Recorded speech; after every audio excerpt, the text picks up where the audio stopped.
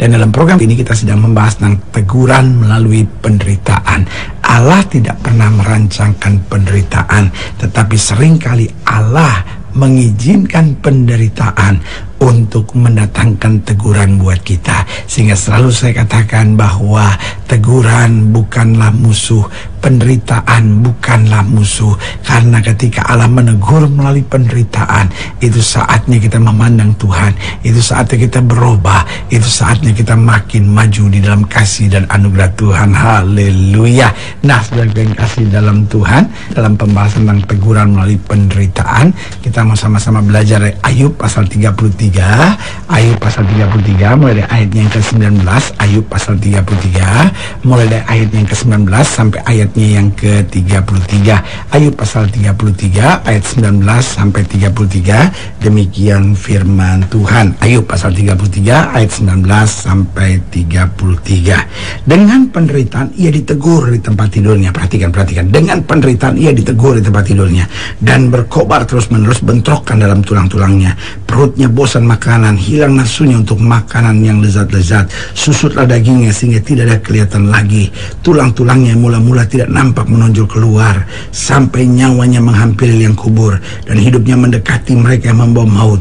Jikalau di sampingnya ada malaikat penengah, satu di antara 1000 untuk menyatakan jalan yang benar kepada manusia, maka ia akan mengasihaninya dengan berfirman, lepaskan dia supaya jangan ia turun ke liang kubur. Uang tebusan telah kuperoleh. Tubuhnya mengalami kesegaran seorang pemuda. Ia seperti pada masa mudanya. Ia berdoa kepada Allah dan Allah berkenan menerimanya. Ia akan memandang wajahnya dengan bersorak-sorai, dan Allah mengembalikan kebenaran kepada manusia. Ia akan bernyanyi di depan orang, aku telah berbuat dosa dan yang lurus telah kubengkokkan, tetapi hal itu tidak dibalaskan kepadaku.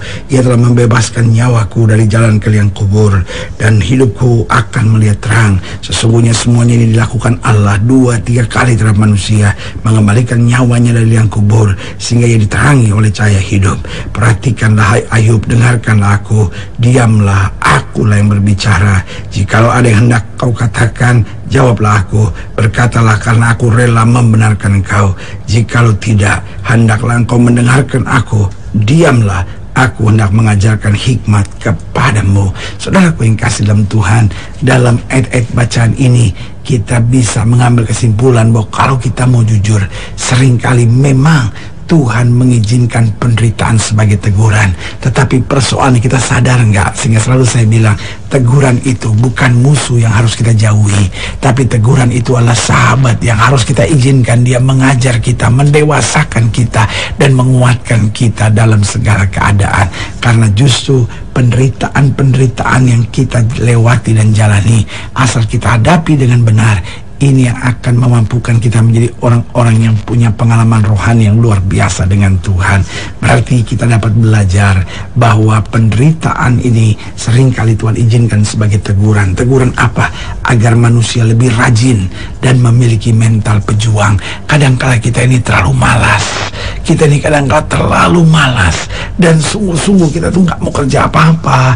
Kita terlalu manja, ya kan? Kalau ada masalah sedikit komplain sama Tuhan, ada persoalan sedikit ngambek sama Tuhan, mau mundur dari pelayanan, mau cerai dari suami, mau cerai dari istri. Saudaraku yang kasih dalam Tuhan, sebagai hamba Allah saya mau ingatkan, kadang-kala Tuhan izinkan penderitaan supaya kita bangkit. Jangan jadi orang malas, jangan jadi orang yang mudah menyerah, tapi ayo jadi orang yang rajin, memiliki mental pejuang. Karena kita tahu firman Tuhan bilang 1000 boleh rebah di sisi kiri kita, 10.000 boleh rebah di sisi kanan kita, tapi itu tidak akan menimpa kita. Alkitab dengan tegas berkata bahwa orang yang bertahan sampai kesudahannya, dia akan memperoleh selamatnya. Sudah saatnya kita menjadi orang-orang yang rajin, karena Alkitab berkata kemalasan mengakibatkan kerja paksa, tapi tangan orang rajin memegang kekuasaan. Jadi Tuhan pakai penderitaan sebagai teguran agar manusia lebih rajin dan memiliki mental pejuang. Yang kedua, Tuhan pakai penderitaan sebagai teguran agar manusia bangkit dari segala sungut-sungut dan kebiasaan mengeluh.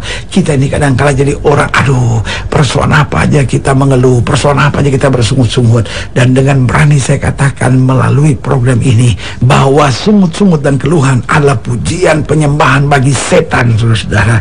Karena itu saatnya kita buang segala sungut-sungut dan mengeluh, tetapi kita mulai bersyukur, karena syukur adalah nyanyian pujian bagi Allah kita.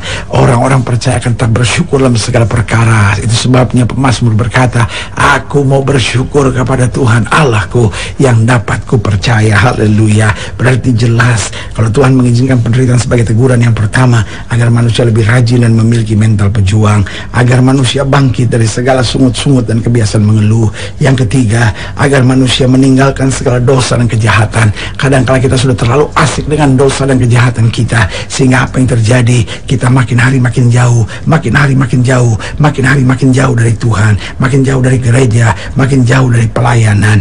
Itu sebabnya Tuhan izinkan penderitaan supaya kita sadar, dan akhirnya kita tinggalkan dosa. Kita tahu dosa itu pahit, kita tahu dosa itu penuh menipu kita, dan kita tahu akhirnya dosa akan menjerumuskan kita. Dan waktu kita ditegur Tuhan melalui penderitaan, baru kita sadar, kita tinggalkan dosa dan kejahatan, kita berbalik ke jalan Tuhan yang penuh dengan kemuliaan. Haleluya. Dan yang keempat, saya pelajari kalau Tuhan mengizinkan penderitaan sebagai teguran, untuk apa? Agar manusia tidak lagi mengandalkan kekuatannya sendiri.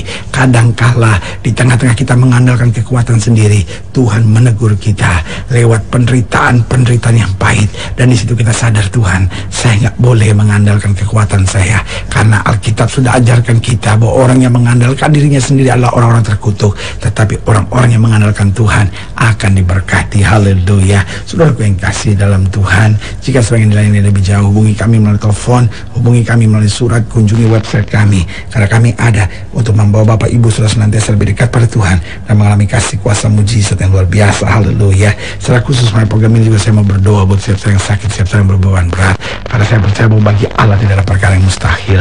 Nah, saudara yang ingin didoakan secara khusus, boleh taruh tangan kanan saudara di dada dan kita akan berdoa. Mari kita berdoa.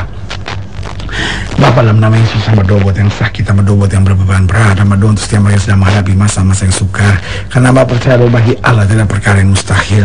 Bapak mau berdoa di dalam nama Yesus, Tuhan jamah, yang sakit Tuhan sembuhkan, yang lemah Tuhan kuatkan, yang susah Tuhan hiburkan, yang jatuh Tuhan angkat, sehingga hari-hari yang penuh kemenangan boleh berlaku. Bahkan secara khusus mereka sedang membutuhkan mujizat, pertolongan dan anugerah Tuhan, Tuhan jamah, sehingga hari ini kami boleh semakin kuat dalam Tuhan. Bahkan mungkin mereka taruh tangan kanannya di dada karena sedang ditegur Tuhan melalui berbagai penderitaan. Hamba doa di dalam nama Yesus, Tuhan kasih kekuatan, Tuhan kasih pembelaan, Tuhan kasih jalan keluar, sehingga akhirnya setiap kami boleh semakin rajin dan memiliki mental pejuang.